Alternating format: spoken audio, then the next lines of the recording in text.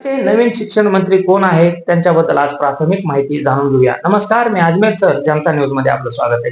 तर देशाचे नवीन शिक्षण मंत्री म्हणून प्रल्हाद जोशी यांची नियुक्ती झालेली आहे. प्रल्हाद जोशी हे काय नवीन भारतीय केंद्रीय शिक्षण मंत्री आहेत. हे जवळपास 5 वेळा खासदार होते, 5 वेळा खासदार आहेत आणि या अनुभवावरच त्यांना काय केलेलं आहे, हे मंत्रीपद दिलेलं आहे. त्यांचं जे शिक्षण झालेलं आहे ते काय झालेलं आहे, BA झालेलं आहे, BA आर्ट्स म्हणजे कला शाखेतून त्यांच्याकडे काय आहे, पदवी आहे.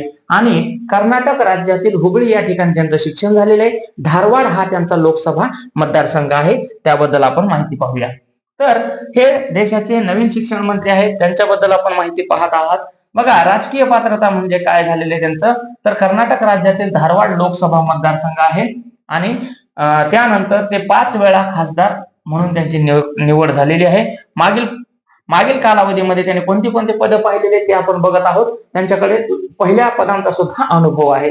यामध्ये संसदीय कामकाज मंत्री, कोळसा आणि खाणकाम मंत्री, त्यानंतर ग्राहक व व्यवहार, त्यानंतर अन्न आणि सार्वजनिक वितरण मंत्री म्हणून त्यांनी काय केलेले कार्य पाहिलेलं आहे. त्यानंतर त्यांचं आपण बघत आहोत शिक्षण. आता या ठिकाणी अनेक सोशल मीडिया प्लॅटफॉर्मवर त्यांच्याबद्दल माहिती शोधत आहेत, म्हणून आपण हा व्हिडिओ बनवत आहोत. प्रल्हाद जोशी हे कला शाखेतील पदवीधर आहेत, आर्ट्स.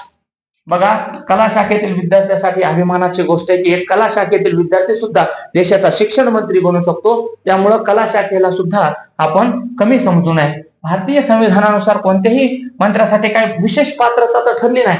तो फक्त संसदेत खासदार असला पाहिजे, संसदेचा सदस्य असला पाहिजे, तो मंत्री बनू शकतो.